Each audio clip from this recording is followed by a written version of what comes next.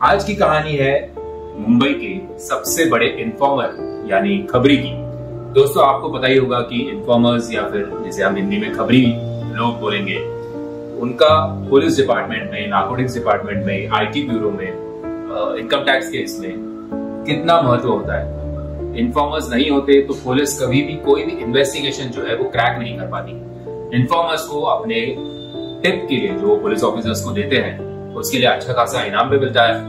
लेकिन जैसे हमारे रॉ एजेंट्स होते हैं कि अगर कोई रॉ एजेंट पकड़ा जाए तो भारत सरकार हाथ ऊपर कर लेती है, ठीक उसी प्रकार से अगर कोई खबरी, चाहे वो डॉन के हाथों हो या किसी और पुलिस वाले के हाथों हो, उसका कुछ हो जाए, उसकी जान पे खतरा आ जाए, तो जिसके लिए वो काम कर रहा था वो बंदा सीधी तौर पे हाथ ऊपर कर लेता है कि हमारा आदमी नहीं है। हमारे महाराष्ट्र में छत्रपति शिवाजी महाराज के टाइम बहिर्जी नाइक करके एक खबरी थे, एक इन्फॉर्मर थे जो काफी बहरूपिये थे, काफी अलग अलग गेटअप्स को काफी इजीली, 1600 साल की ये बात है, कभी गेटअप करके कभी मुगल कैंप में जाओ, कभी ब्रिटिशर्स के पास जाओ।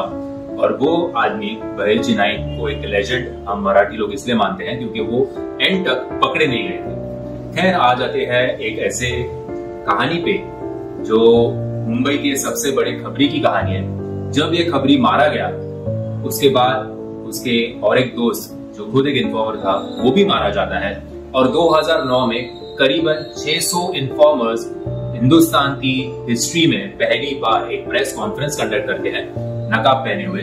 और उस प्रेस कॉन्फ्रेंस में वो बताते हैं कि मुंबई पुलिस से हमारा पूरी तरह से विश्वास उठ गया है और अब हमें अंडरवर्ल्ड से खतरा है। सो ये कहानी है सलीम सिद्दीकी की, जिसे सलीम चोर या सलीम कुलाबा वाला या सलीम खबरी भी कहा जाता था।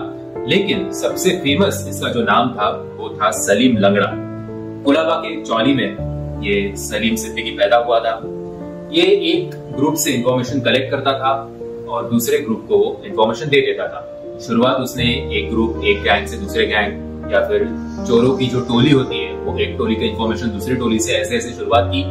काफी हार्ड वर्किंग था सलीम सिद्दीकी, हमेशा एक बाइक यूज करता था यहाँ वहां ट्रैवल करने के लिए।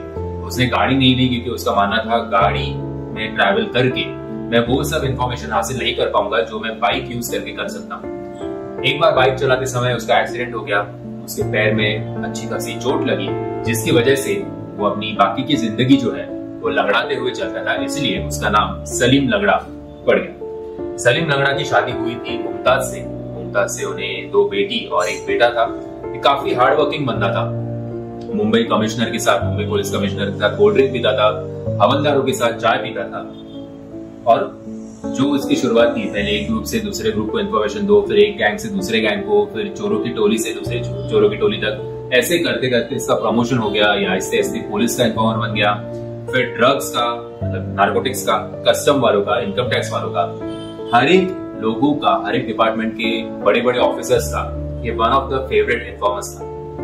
कहते हैं कि मुंबई के समंदर के बारे में जितना इसको जानकारी थी उतना किसी और को नहीं थी, ना नेवी को, ना खुद पुलिस के अलग अलग ऑफिशियल्स को। जो भी ऑफिसर मुंबई ट्रांसफर होकर आता था, हर एक ऑफिसर मुंबई पुलिस का कभी ना कभी जाके सलीम लंगड़ा को मिलता था और उससे मुंबई में होने वाली हालचाल को जानता था। क्योंकि ये 80 और 90 साल की बात थी, यहाँ पे गैंग वॉर तभी बहुत होते थे मुंबई में। और मुंबई पुलिस का एक तभी मोटिव ये भी था कि आहिस्ते आहिस्ते ये सारी की सारी गैंग्स को खत्म करना है। कहते हैं कि एक बार नार्कोटिक डिपार्टमेंट को सलीम लंगड़ा ने एक टिप दी और उस टिप के बदले में नार्कोटिक्स डिपार्टमेंट ने उसे 18 लाख रुपए नकद दी। अभी 18 लाख रुपए सलीम सिद्दीकी जो है वो बैंक में डिपॉजिट करने के लिए चला गया। उसका ओवरऑल ग्रुप देख के बैंक के मैनेजर को लगा कि इस बंदे के पास तो इतना पैसा आ नहीं सकता, इसने पक्का किधर से तो ये चुराया है। तो इसलिए बैंक के मैनेजर ने पुलिस को कंप्लेंट की। पुलिस आए, पुलिस ने इसको अरेस्ट किया। सुबह को इसको अरेस्ट किया था। दिन भर इसकी जानकारी हासिल करने की कोशिश की कि इसको ये 18 लाख रुपए कहां से मिले। सलीम सिद्दीकी ने अपना मुंह एक भी बार नहीं खोला। सुबह से रात हो गई, उसके बीवी को लाया गया पुलिस स्टेशन में। बीवी के जरिए कुछ ये अपना मुंह खोलता है क्या वो देखा गया। थोड़ा बीवी और फैमिली को टॉर्चर भी किया गया। 18 लाख रुपए अभी देखो मिलेंगे नहीं, ऐसा भी कहा गया, हम लोग ही रख लेंगे। फिर भी सलीम ने अपना मुंह नहीं खोला। कोइंसिडेंटली उस रात कस्टम के एडिशनल कमिश्नर, जिनका नाम था दया शंकर, वो उस पुलिस चौकी में आए। पुलिस चौकी में आते ही उन्हें पता चला कि किसी की पूछताछ हो रही है, 18 लाख रुपए इस बंदे के पास आए कैसे उसके लिए। तो दयाशंकर जो है वो गए, किसकी पूछताछ हो रही है वो देखा। दयाशंकर का इन्फॉर्मर था सलीम लंगड़ा पर। तो दयाशंकर ने खुद का पोजीशन का यूज करते हुए सलीम लंगड़ा को वहां से निकाल दिया और पुलिस वालों को बोला कि ये हमारा ही आदमी है और हम ही से इसको ये 18 लाख रुपए मिले। दयाशंकर को इस बात का काफी शौक लगा था कि दिन भर करीबन 15-16 घंटे इस आदमी की पुलिस पूछताछ कर रहे हैं और पुलिस किस तरह से इन्वेस्टिगेट करती है ये आपको तो पता ही होगा। उसके बावजूद सलीम ने एक बार भी ऐसे नहीं बोला कि मेरे को नार्कोटिक डिपार्टमेंट से पैसा मिला है, जाके पूछ लो। अगर वो वैसे बोल देता था तो वो तो छूट जाता था, लेकिन वो किस किस के लिए काम कर रहा है वो पुलिस वाले को पता चलता था। तो दयाशंकर को ये बात काफी अच्छी लगी कि इसने बिल्कुल भी मुंह नहीं खोला। दयाशंकर ने उसको कारण पूछा कि तूने बताया कि नहीं पुलिस को। तो सलीम लंगड़ा बोलता है, साहब जो असली खबरी होता है ना वो अपना सीक्रेट किसी को बताता नहीं। इस लाइन से दयाशंकर काफी खुश हुए। ये लाइन हमें बॉलीवुड के, इस प्रकार की लाइन हमें बॉलीवुड के हर एक मूवीज में देखने मिलती है, लेकिन रियल लाइफ में सलीम लंगड़ा ने ये डायलॉग कस्टम के एडिशनल कमिश्नर दयाशंकर जी को मारा था। एक टाइम ऐसे आया था कि मुंबई के सारे journalist, police officers, custom, narcotics, ये सारे के सारे सलीम सिद्दीकी पे कुछ ज्यादा ही निर्भर हो गए थे और सलीम सिद्दीकी ने इन सभी डिपार्टमेंट से काफी पैसा कमाया। मुंबई के नरीमन पॉइंट में 2-3 आलीशान घर ले लिए, 2 किराए के नहीं 2 बोट्स लिए जो वो किराए के तौर पे चलाता था गेटवे ऑफ इंडिया पे। फेरी की अगर आप गेटवे ऑफ इंडिया वो साइड गए होंगे तो आपको पता होगा कि फेरी क्या होती है। तो 2 बोट्स और 2-3 नरीमन पॉइंट जैसे आलीशान एरिया में घर। एक बार 2007 की बात है जब डी कंपनी का एक ऑयल माफिया ने सलीम सिद्दीकी को कांटेक्ट किया। सलीम सिद्दीकी को बताया कि हमें समुद्र की ओर से काफी सारा माल स्मगल करना है, तो हमारे 2 बंदे आएंगे, उनके रुकने का इंतजाम कीजिए। सलीम सिद्दीकी बोला चलो ठीक है, पहले जान लेते हैं ये क्या मामला है, उसके बाद पुलिस को इन्फॉर्म कर देते हैं। तो मुंबई के एक 5 स्टार होटल में सलीम सिद्दीकी ने उनके रहने का बंदोबस्त किया। कुछ दिन तो वो 5 स्टार होटल में रहे, लेकिन वो 2 बंदे उन्होंने सलीम लंगड़ा को कहा कि हमें एक भाड़े का घर दे दो। तो सलीम लंगड़ा के बीवी के नाम पे नरीमन पॉइंट में जो घर था वो दे दिया। कुछ दिन बीत गए। कुछ दिनों के बाद सलीम लंगड़ा को उनके बिहेवियर पे थोड़ा डाउट लगने लगा। ये जो बंदे हैं डी कंपनी के, जो स्मगलर, हम स्मगल करने वाले ऐसे बोल के आए थे, वो समंदर के आसपास ज्यादा कुछ तहकीकात नहीं कर रहे थे। वो पूरा दिन अमेरिकन कॉन्सुलेट जो था उस एरिया में, वहां के चक्कर काटते थे, वहां का एरिया देखते थे और रात को लैपटॉप पे बैठ के मेल करते थे किसी को। ये सब बातें सलीम लंगड़ा को हजम नहीं हो रही थी कि स्मगलर्स इतना रेकी और खास करके समुद्र से दूर करेंगे ही नहीं। समुद्र के बारे में ये बंदे तो कुछ पूछ नहीं रहे। फिर भी उसने एक निश्चय किया कि चलो इनका थोड़ा भरोसा जीत लेते हैं और इनके मन में इनका आखिर इरादा क्या है वो जान लेते हैं। थोड़ा भरोसा जीतने के बाद उन 2 बंदों ने उनकी नियत जो है, वो किस काम के लिए यहाँ पे आए थे, उनका मिशन क्या है, सारी की सारी सच्चाई सलीम लंगड़ा को बता दी। उन्होंने सलीम लंगड़ा को कहा कि हमें अमेरिकन कॉन्सुलेट में बॉम्ब फोड़ना है और उसके लिए आरडीएक्स जो है वो हमें बोट से लाना है पाकिस्तान से, और बोट हम जो यूज करेंगे वो तुम्हारे जो 2 बोट्स है उसमें हम आरडीएक्स यहाँ तक लाएंगे और हम अमेरिकन कॉन्सुलेट फोड़ देंगे। ये सुन के सलीम लंगड़ा के पैरों तले जमीन खिसक गई। काफी शॉक में था, काफी डर गया था कि अगर मैं मुंबई पुलिस का भरोसा मेरे ऊपर से उड़ गया तो ये तो मुझे मार डालेंगे। उसने ये सारी की सारी बातें अपनी बीवी मुमताज को बताई। मुमताज ने उसे सलाह दी कि आप एक काम कीजिए, आप जाके मुंबई पुलिस को सारी की सारी सच्चाई बता दीजिए। अपनी बीवी के कहने पर सलीम मुंबई पुलिस के पास गया। मुंबई पुलिस ने कहा कि अभी जो रूटीन है वो वैसे ही चलने दो, हम उन्हें रंगे हाथ पकड़ना चाहते हैं। अभी मुंबई पुलिस तो कुछ एक्शन ले नहीं रही थी, तो उन्होंने जो कहा उतना करना सलीम लंगड़ा को जरूरी था। एक दिन अचानक सलीम लंगड़ा को यह बात मालूम पड़ी कि मुंबई पुलिस ने उन 2 बंदों को अरेस्ट किया है और काफी इमरजेंसी में उन्हें इंडोनेशिया डिपोर्ट कर दिया। तो ये बात कुछ सलीम लंगड़ा को हजम नहीं हुई कि एक तो इतने इतने जल्दबाजी में अरेस्ट क्यों किया, और अगर अरेस्ट किया तो इंक्वायरी बिना किसी इन्वेस्टिगेशन के उन्हें इंडोनेशिया डिपोर्ट क्यों किया।